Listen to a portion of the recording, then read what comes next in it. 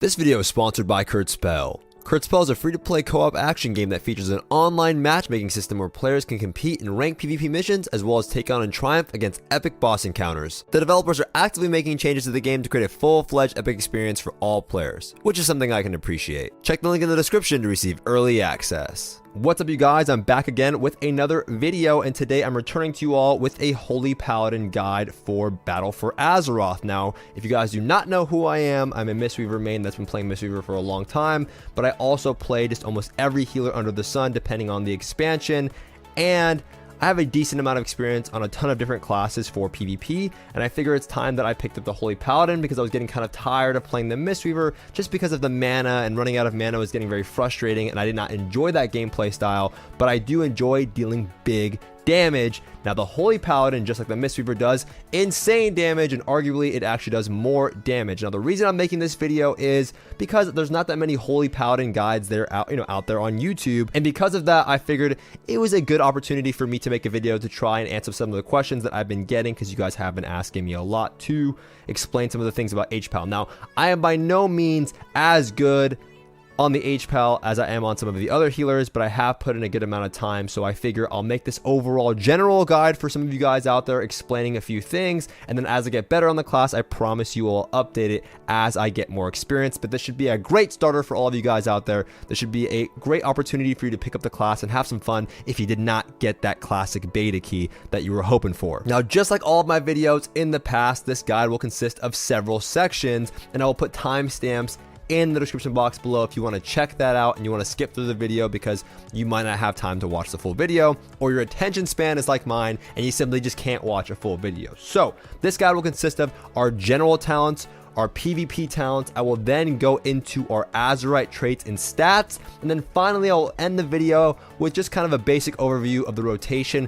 and how you can heal in PvP and excel. Now, with that being said, I want to start off by just saying this class, to me, seems pretty gear dependent at the moment. Mistweavers is pretty gear dependent, but you can get away with a lot of raw healing output, but because of the way your toolkit works as a Holy Paladin, you really do need to get that gear. So go out there and farm some of them PvEs and go out there and do some world quests and all that boring stuff that you don't want to do, so you can finally have fun and poon some noobs as an HPAL dealing big damn. So going into our general talents first, this is the basic overview on your general talents. Now, I'm going to go over the basic talents here, and I promise I'll get more in depth in my next guide, because some things like Crusader's might be good versus melee, and Bestow Faith is almost just always your general go-to. So for level 15, Bestow Faith is the go-to talent. It is a delayed heal after 5 seconds that is pretty low mana cost, and it does a nice bit of healing in terms of your overall healing. So that is a great pick for things like when you're about to go into CC, or if someone's going behind a pillar and you want to get that line of sight healing.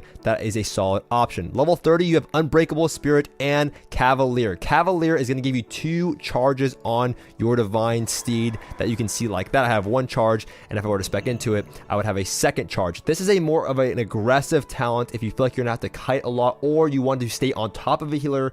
I might do this in 2v2s if I'm confident, depending at the rating I'm playing, where I know I can probably just put in a bunch of pressure and take that healer out of the game.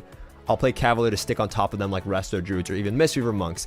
Unbreakable Spirit is your overall go-to safe talent because it does lower the cooldown on things like Bubble and your other walls like your Divine Protection, which is a very, very solid cooldown that you can use while stunned. It's a wall, and this lowers it to a 42-second cooldown. So if you get Kidney Shot, you can use your Divine Protection and you mitigate a lot of that damage. So it's just going to lower the cooldown on your bubble and your wall, which might be good versus comps that you feel like you're going to get swapped to, but not cleaves. They're going to stick on you the entire time, so I do like that talent. Level 45, you have 3 categories. You have Fist of Justice, Repentance, and Blinding Light. Blinding Light is rarely taken. It's only good when you're playing with like a Fire Mage and maybe a Feral Druid, where you feel like you need that extra line of CC because they check off all the other boxes in terms of CC, but it's a long CD, and it's just not as effective as Repentance or Blinding Light. Repentance is good in 2v2s when you're playing with maybe like a Warlock, or you feel like you need that extra line of CC versus a Mistweaver Monk, because whenever they get out of CC, they're probably going to have a Cocoon, and this just adds an extra layer of CC to your Holy Paladin toolkit. It's a short cooldown, and it's good into classes like that because Mistweaver Monks really can't avoid Repentance if they want to heal. It's a great way to keep them behind a pillar or just mitigate or stop their healing altogether. But Fist of Justice is where the secret lies. Fist of Justice works really well because it just adds to your judgment rotation, where it's just where a lot of your big damn lies, and I'll get into that in a minute. But what it means, or what it does, is every time you use a judgment, which you'll see me use right here, it's gonna look at 25k. It lowers the cooldown on your Hammer of Justice by 10 seconds. So you're gonna be throwing these out like crazy, trying to lower cooldown on your Hammer of Justice so you can follow up with more setups with your melee DPS or in your 3v3 comp. And because you're throwing out Judgment, you're just going to be dealing big damn, and I'll talk about that a bit later. Level 60, we have Devotion Aura. Nothing is better than Devotion Aura. In my opinion, it's the best overall talent here because it works great with your Aura Mastery, and it's just very effective in mitigating a lot of damage, so not much said there. Just always take that. Level 75, just like level 60, you're going to go with Holy Avenger. Holy Avenger is the way that you're going to work around your Avenging Wrath. You'll use your Holy Avenger to increase your haste, which will allow you to get Holy Lights, because you'll notice that if you do not get a crit on your Holy Shock, or it does not proc your Holy Light cast, your fast cast Holy Lights, you're going to be casting these really slow Holy Lights, and it's going to be very frustrating. So Holy Avenger kind of corrects that, and it increases your Holy Shock healing by 30% for 20 seconds.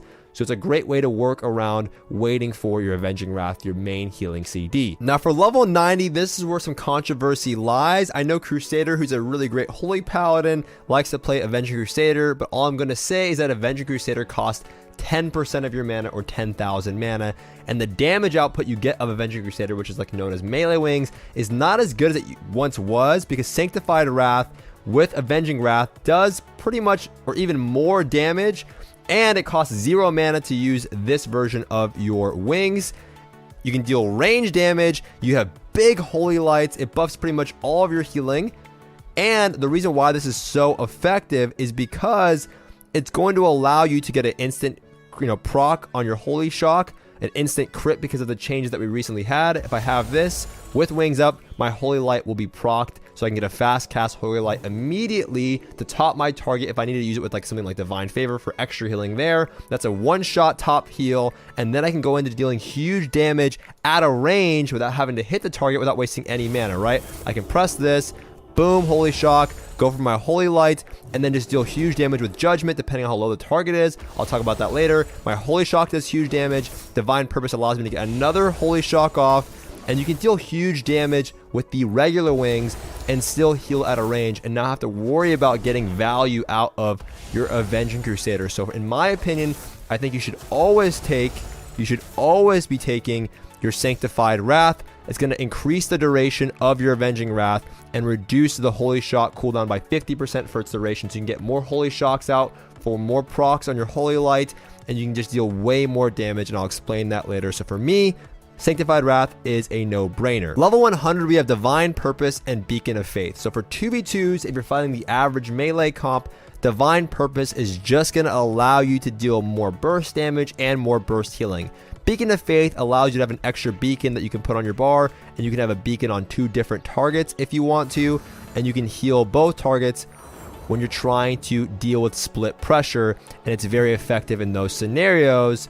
However, if you're trying to do huge damage like me in 2v2s, and you're playing with like a DK, or you're playing with like maybe a Demon Hunter or a Windwalker, Divine Purpose is going to allow you to deal way more damage, because you can get back-to-back procs on your Holy Shock, because it has a 20% chance to trigger again. And sometimes in some scenarios, I've gotten 3 Holy Shocks back-to-back, and I can use them offensively or defensively, and I really like that because it allows me to just spam out Holy Shocks when I need them. It's RNG, but sometimes it can proc like crazy, and that's a 1 in 5 chance, so I think it's worth taking there over Beacon of Faith. Those are my general talents, and I promise you with this setup right here with Sanctified Wrath and Divine Purpose, you can deal some huge damage during your wings. Going on to our PvP talents, these PvP talents that you see here on the side are going to be your general go-tos. You're not going to rotate too much out. Divine Favor, I like a ton. Some players do not like Divine Favor, but it just gives me an opportunity to instantly top my target. Or if I'm stuck and I really need to heal and I'm not getting like what I need, and I need to top myself and I have a guy training me and he's not kicking at all, Divine Favor makes it so that my next Holy Light or Flash of Light is increased by 100%. It costs no mana, so it's mana efficient, and it is unable to be interrupted. However, targets can purge off this buff. If I use this buff, it is a buff that can be purged, spell stolen, and things like that. So you have to keep that in mind. You have to make sure when you activate the ability, you're looking up here at your buffs to see if it was purged or not.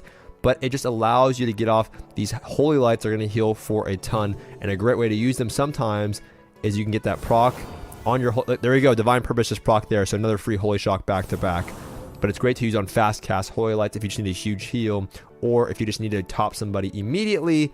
But that's why I like to use it. It's a short CD. It was recently buffed, so it's a 25-second cooldown. Light's Grace for me is almost always mandatory in terms of what I've seen.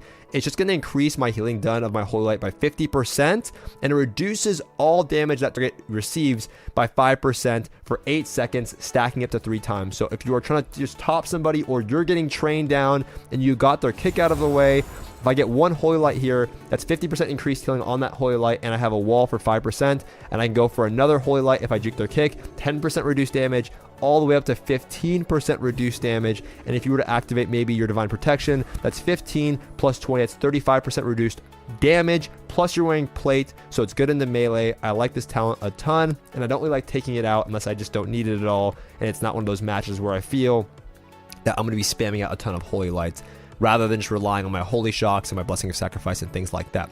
Blessed Hands was recently nerfed in, I think, a few patches ago, where now it just adds an extra charge onto your BOP, your Blessing of Protection. So I have 2 charges of that, and my Freedom, where I have 2 charges of Freedom. But it used to have 2 charges on your Blessing of Sacrifice, and you would play Ultimate Sacrifice, making it so that your sacrifice made the target pretty much immune to damage, and you would receive a dot that would, like, so you would Blessing of Sacrifice them, and they would take no damage, but you would receive 100% of the damage they were being dealt in a dot form. Now that you don't have 2 stacks of this, or 2 charges of this on Blessed Hands, you're not always going to take Ultimate Sacrifice. So if you feel like your double BOP, double Freedom isn't very necessary, if the team has a ton of purges and there's no melee, if you're fighting like a Warlock and you're fighting like maybe a Shadow Priest, or you're fighting maybe a Mage, double BOP's not going to do too much for you there, right? The double Freedom might be nice, but it's probably not worth taking. You might need Ultimate Sacrifice to, keep that person alive. So in those scenarios, I might swap that out for Ultimate Sacrifice versus double casters, or a caster per se, where I need something more than Blessing of Protection, and I need something that's going to save them in those heavy burst moments, like Combustion, for example, or Dark Soul, and I need to save my target. I can use my Bubble, and I can use my Sacrifice on the target, and that person, I can't sack this guy for some reason, because he's not out of range. I don't know what the hell that means, but I could use Bubble Sack, or I could just sack him and then maybe use my wall, and that guy would be fine if he got stuck out there and he's about to eat 2 giant Chaos Bolts. So for me, I traditionally rotate out things like Blessed Hands and Ultimate Sack versus comps like Rogue Mage, for example. I might not play double BOP. I might, just depending on what the rating is at, but you could play things like, double BOP, or you can play Ultimate Sack versus Rogue Mage mirrors, like a Rogue Mage, Priest, or Rogue Mage Druid. You could also take out Divine Favor, because the Mage is definitely going to be out there trying to spell your Divine Favor and lock you out and kind of screw you over. So you could play a rotation like this, because you can still BOP off Vendettas. That's really nice when fighting against an Assassination Rogue. So generally, it's up to what you like in your personal playstyle, but in 2v2s, I almost always take these talents because I'm trying to play super aggressive and deal tons of damage. So I like to have double Freedom so I can connect to my target. I like playing Cavalier so I can have 2 charges on my steed with Freedom, and I can chase after the enemy healer or the target and just deal huge damage. So hopefully that kind of explains things. Once again, Savix needs to stop messaging me. Also, let me quickly talk about Cleanse the Weak and Divine Vision. When fighting against a Shadow Priest, you definitely want to take at least a Divine Vision. You can swap that out for your Blessed Hands when fighting against the Shadow Priest, because BOP's not going to do too much for you there, but Divine Vision is going to make it so that you at least have a 15% Shadow Aura, and it's going to increase the aura of your Devotion Aura, the range of your Devotion Aura, so they'll be taking less damage. But it gives you 15% reduction against shadow damage with overtime effects and area of effects. That's not very very important, but at least their dots are going to be dealing 15% less damage. This is going to be great into Shadow Priest, but outside of that, you're never really going to take that. Some people like Cleanse the Weak versus Rogues. I think that's garbanzo beans. I don't think you're ever really going to use that because they just reapply their poisons anyway, and it's only on your Holy Lights.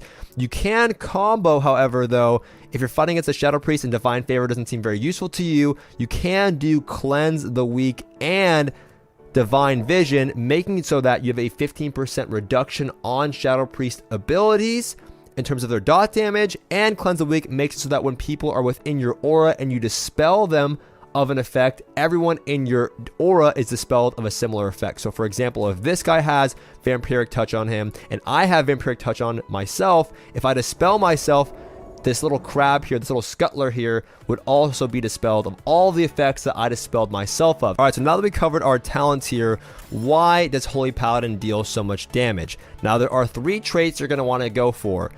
The number 1 trait for dealing that huge amounts of damage is having at least 3, well, you can only have 3, but going for 3, Indomitable Justice. Your judgment deals additional damage when your health percentage exceeds the target up to 5,750. Forget the number. The more health you have than the target, if you're higher HP than the target you're hitting the judgment with, you're going to be dealing a huge judgment. Now, I had a video, and I'll show some clips here, where I was hitting like 35k judgments. I'm hitting 40k judgments now, and that's going to be like an execute and damage that they don't expect. It's going to go through bops. It's a super effective way of dealing damage. It goes through things like Fist of Fury.